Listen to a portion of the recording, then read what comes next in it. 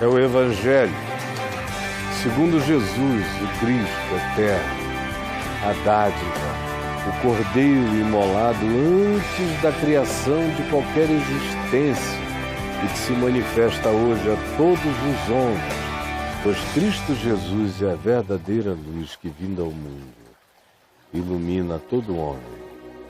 Hoje eu quero ler na segunda carta que Paulo, o apóstolo, enviou a Timóteo, um jovem seguidor em quem ele muito confiava, porque encontrava nele um profundo caráter.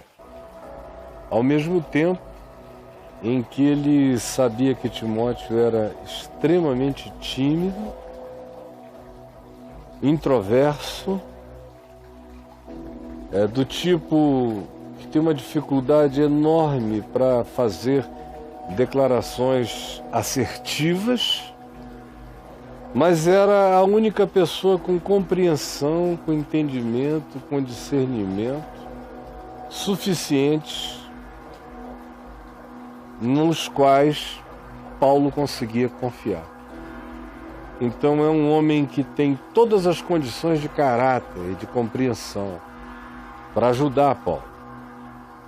Ao mesmo tempo é um indivíduo em quem faltam todas as condições emocionais e de comunicação e de verbalização e espírito de ousadia na intenção de afirmar o que afirmava.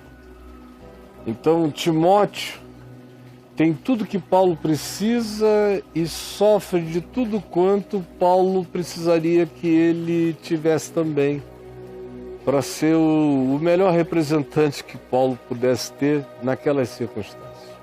Que circunstâncias? Paulo está preso. A certeza que ele tem, e que ele expressa no capítulo 4 dessa mesma cartinha, é que ele não sairá mais dali. Ele ora para que seja livre, mas ele diz: eu sei que eu já estou sendo oferecido como sacrifício, libação no altar. Vou partir, vou receber a coroa da vida. Ele sabe que está se avizinhando da morte e ele está com frio, deprimido, faminto, solitário, abandonado, traído por todos. A igreja o traiu, os melhores amigos desertaram. Houve pessoas da igreja que foram ao julgamento popular para incriminá-lo, para tentar falar mal dele, sem terem de fato o que dizer. Como Alexandre o Latoeiro. Esse é o espírito, essa é a depressão. Se Paulo não tivesse conhecido quem ele conheceu, e se Paulo fosse apenas um religioso cristão contemporâneo, ele seria mais do que candidato aqui nesta hora e antes desta hora mesmo a ter tirado a própria vida, a ter se suicidado, como vem acontecendo com uma quantidade enorme de pastores. O número maior é de pastores, maior do que de padres, do que de médiuns espíritas, são pastores que caíram em profunda decepção com o que eles tinham. O que eles tinham não era o Evangelho, era só o cristianismo, era só a igreja, era só a doutrina, era só aquela fraternidade, era a confraria da crença, que eles chamavam de família da fé. Quando eles foram vendo isso ser engolido pelo dragão neopentecostal de um lado, foram vendo isso ser engolido pelas ideologias políticas mais estranhas, mais distantes do espírito da justiça do reino de Deus, quando eles foram vendo seus grupos denominacionais falirem e entrarem em estado de derrocada, quando eles foram vendo que os seus ídolos religiosos adulteravam, roubavam, mentiam, enganavam, fingiam. E quando eles começaram a ter que lidar com aquilo para o que eles não foram preparados, não sabem nem o que dizer, começaram a ter que lidar com uma quantidade enorme de adolescentes se manifestando, se expressando como gays, meninos e meninas, ou seus próprios filhos. Ou quando começaram a lidar com a realidade da mudança dramática na vida feminina das suas próprias esposas. Uma quantidade enorme foi entrando em depressão por não saber como lidar com os tempos, com as mudanças, com a inversão completa de significados. E eles olharam e como eles não tinham transcendência, eles não tinham uma coroa da vida esperando-os, o horizonte deles estava atido, mantido, contido, ao horizonte imediato apenas, e o horizonte imediato está todo tinturado dessas cores de tragédia que eu, de maneira muito simples, resumi, e olhando eles ainda para além do imediato, para o mundo, para as mudanças que vêm, para as gerações inconcebivelmente diferentes que surgirão, muitos deles têm se suicidado. Pastores. Nos Estados Unidos, em profusão, e toda hora tem amigos me mandando suicídio de pastores nos Estados Unidos. E quase todos eles dessas igrejas que um dia quiseram ser sérias e viram a si mesmas caindo em estado de falência. São esses para os quais a realidade pós-cristã já chegou.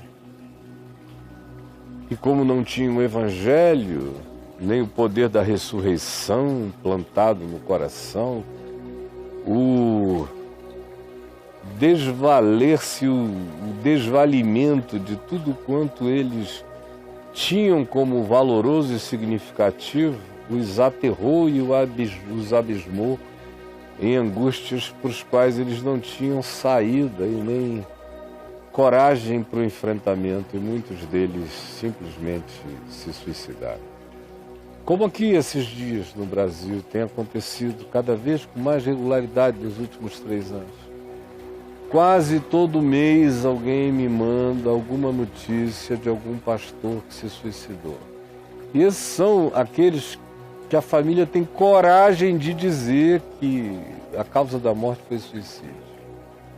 Porque em muitas famílias e em muitos ministérios de igreja, especialmente quando o pastor é tratado como um ser sobrenatural, supranatural, um ser mineral que não é um humano, eles escondem, eles camuflam.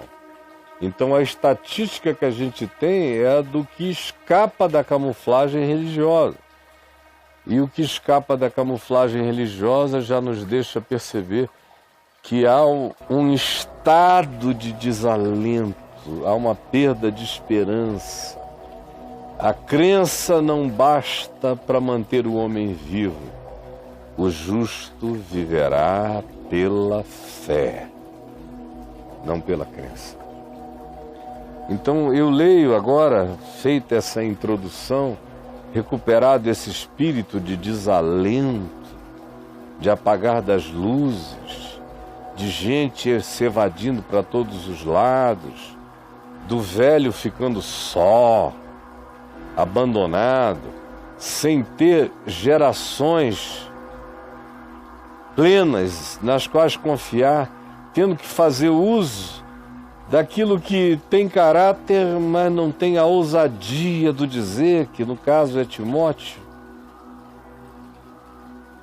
Recuperado o cenário, o espírito e o sentido, eu leio.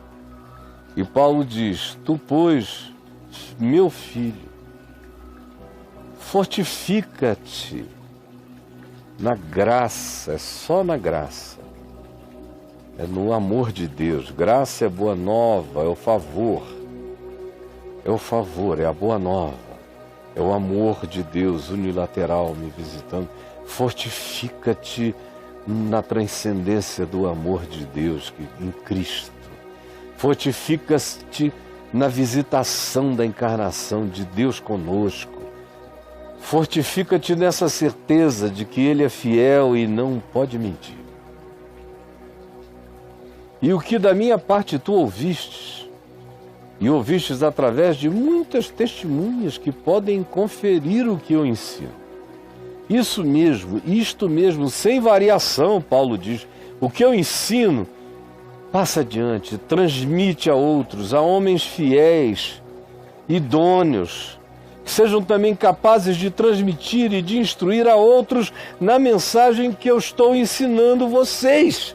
Porque eu sei o que eu estou ensinando, eu sei que é evangelho e eu sei que é mais poderoso do que o desânimo presente, do que a vontade de morrer.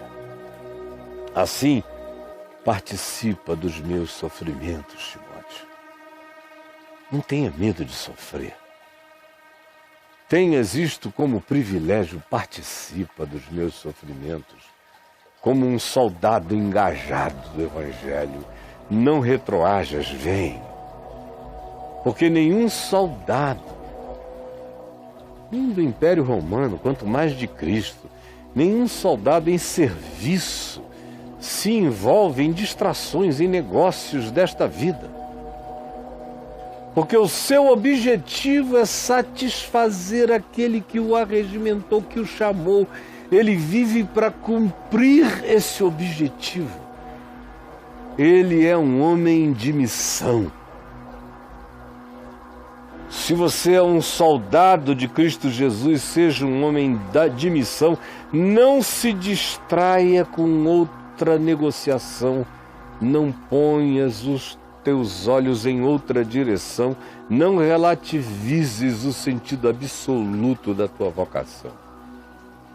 Igualmente, o atleta não é coroado se não lutar segundo as normas, se não obedecer às normas daquela arte marcial, ele é desclassificado.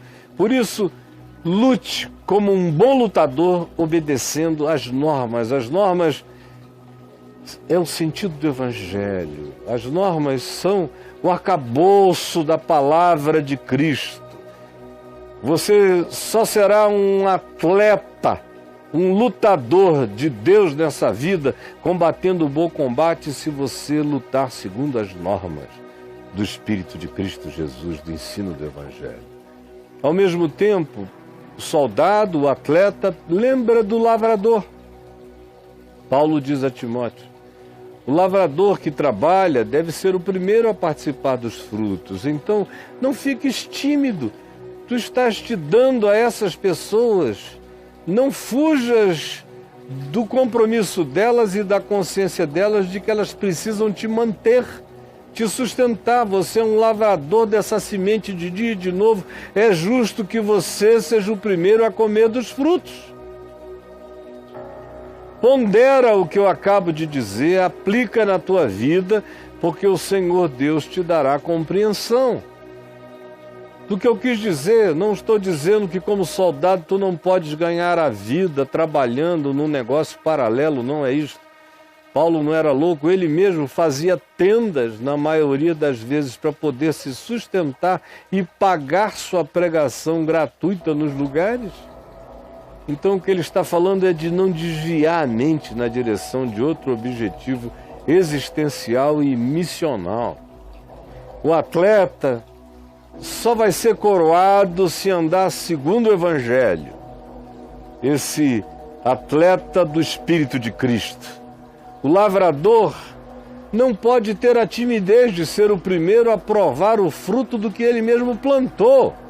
Por isso, vence a tua timidez.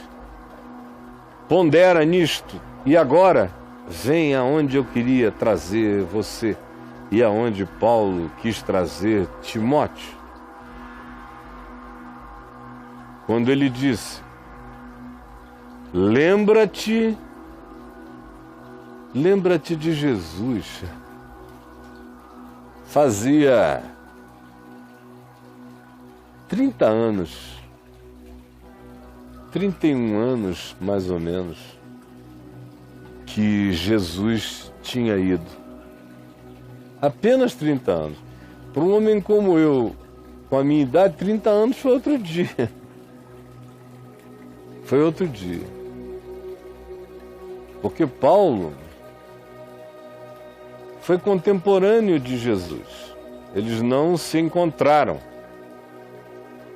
Mas Paulo estava vivo no mundo enquanto Jesus pregava na mesma geografia.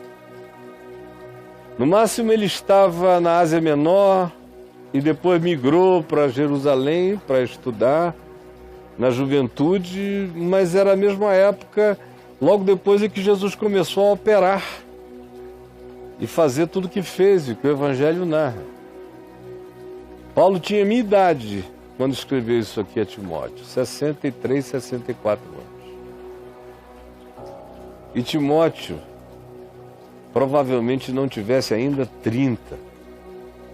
Era jovem, muito jovem. Timóteo não tinha sido contemporâneo de Jesus. A mãe e a avó dele, sim, mas ele não.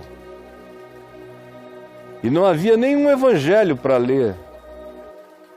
O Evangelho de Marcos, que é o mais próximo da história de Jesus, só viria a ser escrito provavelmente depois, logo depois, ou estava sendo escrito nessas imediações, nesse período. Mas não havia texto sequencial sobre Jesus para ser lido.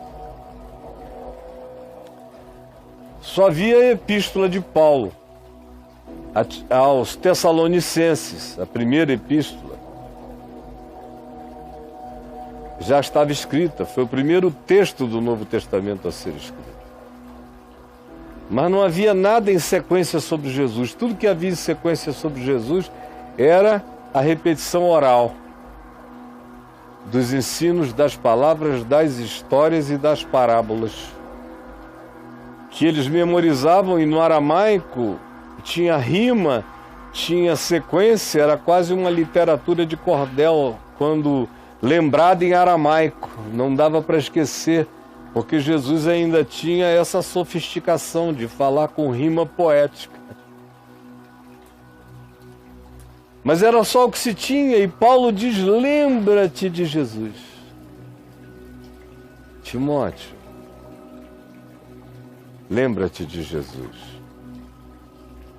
Ele tinha acabado de dizer: não esquece o que eu ensino, ensina para os outros tudo que eu ensino, porque o que eu ensino é verdade. Ensina, passa adiante. Mas lembra-te de Jesus, porque tudo que eu ensino é o que eu sei de Jesus. E tu, lembra-te de Jesus não apenas para ensinar o que Jesus ensinou, lembra-te de Jesus para não perderes a esperança.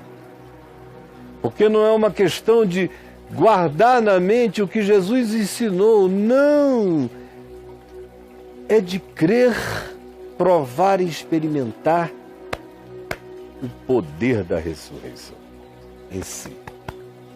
Lembra-te de Jesus ressuscitado de entre os mortos. Lembra-te da morte vencida, lembra da tumba revolvida. Lembra-te do Hades rasgado, lembra-te da mortalha cortada, lembra-te do véu rasgado de alto a baixo em duas partes, lembra-te que a morte não pôde contê-lo. E em crendo nisto, sabe que os traidores não são o bastante para parar o Evangelho, que os que provocam escândalos não são o bastante para estancarem o fluxo de esperança do Evangelho, que os que se desviam e se entregam a loucuras políticas e ideológicas em nome de Deus para controlarem o povo e para imporem as suas morais sobre populações inteiras, por mais escândalo que produzam, não serão o bastante para matar no coração de quem crê o poder e o fator ressurreição dentre os mortos. Lembra-te de Jesus ressuscitado de entre os mortos, do Jesus da história, da descendência de Davi. Aprende, lembra-te de Jesus segundo o meu evangelho, o evangelho que eu ensino. Não o evangelho dos gnósticos, não o evangelho dos estoicos, não o evangelho dos saduceus, não o evangelho dos fariseus, nem o evangelho do concílio dos consensos das médias ponderadas da igreja de Jerusalém. Não, lembra-te do meu evangelho, não do evangelho de Simão de Elimas o Mágico, nem de Simão de Samaria, nem de nenhum enganador que acerca dele tu tenhas tido notícia. Não, lembra-te do meu evangelho, é o único evangelho, é centrado na ressurreição. Não brinca com o que Cristo fez e vive as consequências, por disso não abrir mão. Lembra-te de Jesus Cristo ressuscitado, segundo o meu evangelho e segundo o caráter, a raiz da minha vida, pelo qual eu estou sofrendo até algemas, por causa desse evangelho da ressurreição. Eu sou tratado como malfeitor por causa desse evangelho da ressurreição. Contudo, a palavra de Deus que eu prego não está algemada, nem nunca estará, não está presa a ninguém, não deve nada a ninguém, está livre de tudo, não se referencia, nem tem em nenhuma realidade humana o seu pilar inspirador. O meu evangelho só se inspira na ressurreição que arrombou a morte de dentro para fora. Essa é a lembrança que mantém-nos vivos. Esse é o poder que vence o suicídio. Esse é o poder que levanta de entre os mortos. Essa é a força que nos faz tomar ar na Nova Jerusalém para viver na terra todo dia. Esse é o poder que me põe assentado nas regiões celestiais em Cristo Jesus, para que eu tenha o poder de atravessar os corredores poloneses desse mundo de loucura, de burrice, de idiotice, de espírito autodestrutivo e de suicídio desesperançoso. Lembra-te de Jesus ressuscitado, segundo o meu evangelho. O que para mim não é brincadeira, eu sofro por isso todo dia. Sou tratado como marginal, mas a palavra de Deus não está algemada em mim, está livre. Por esta razão, por causa da ressurreição, por causa de Jesus vivo em mim, maior do que todas as traições, maior do que todos os enganadores que proliferam, relativizando a palavra que eu prego o dia inteiro, maior do que tudo que podia ser meu desânimo e minha vontade de morrer, maior do que tudo é Jesus ressuscitado. Toda falsificação em volta não muda esse fato, e é esse fato que julgará todas as mentiras da história. Eu sei disso, vivo por meio disto, por esta razão. Por causa dessa força, dessa compreensão, desse poder, tudo suporto. Tudo suporto por causa daqueles que podem também crer na mesma palavra que eu creio. Eu aguento o que aguento pelas novas gerações.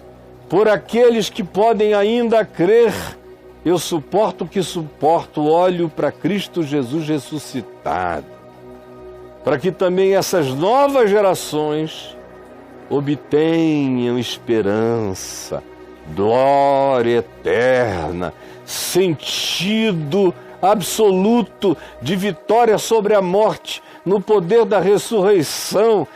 Por esta razão eu me ponho em pé, em Cristo Jesus, na tumba vazia, celebrando todo dia a sua ressurreição dentre os mortos.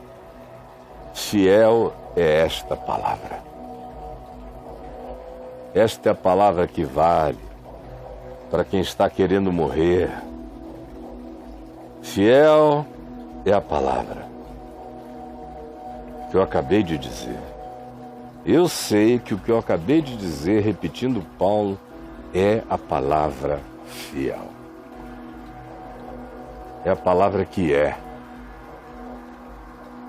Se já morremos com Ele, em Cristo já nos entregamos para a morte, se já fomos crucificados com Ele pela fé, também viveremos com Ele pela fé hoje. Quem se entrega à morte nele, vive nele já. Se perseveramos na palavra, no Evangelho, contra o fluxo da existência, se contra-intuitivamente, se contra o instinto, se contra o predador que me habita, eu dou razão a Deus e obedeço o Evangelho, se persevero nessa direção do amor, também com Ele eu reinarei. Se eu, na história, conscientemente decidi negá-lo, virar-me contra Ele, ou deliberadamente ignorá-lo, fazendo isso deliberadamente, é claro, Ele, por sua vez, me negará, me nega hoje, me nega já. Não me conhece tanto quanto eu não queira conhecê-lo, embora eu seja nele, ele me saiba todo, mas para fins de relacionalidade, se eu nego, ele me nega, ele não busca adulação, ele não paparica ninguém, ele está querendo encontrar homens e não palhaços. Se somos, todavia, infiéis, se erramos o alvo, se mesmo bem intencionados, vemos nosso fracasso, nossos defeitos, nossas imperfeições, se somos infiéis, Ele, todavia, permanece fiel. Porque ele tem a ver apenas com a relatividade da gente e Ele não vai se relativizar por causa da minha relatividade. Ele permanece quem Ele é fiel, Ele é absoluto na sua fidelidade. Porque Ele de maneira alguma pode mudar o caráter dele e a natureza dele. Ele é fiel e Ele não pode negar-se a si mesmo. Por isso, se eu o nego, Ele me negará. Não quer viver comigo? Let it be. Mas se eu sou infiel, querendo andar com Ele, e não faço isso de maneira cínica, Ele permanece fiel. Porque de maneira alguma pode negar-se a si mesmo. Senhor Jesus, por Tua fidelidade, eu peço que a palavra que foi dita seja palavra de poder, de vida e de ressurreição de entre os mortos, e de prevenção depressiva, suicida, sirva de profilaxia contra os dias angustiosos que tomarão conta da alma de quase todos, de modo que os homens desmaiarão de terror pela expectativa angustiosa das coisas que sobrevirão à terra, conforme Tu disseste, Jesus. Que a Tua palavra seja hoje a bomba da ressurreição, levantando vida e vitória em todo o coração, é o que eu te imploro, em nome de Jesus. Amém.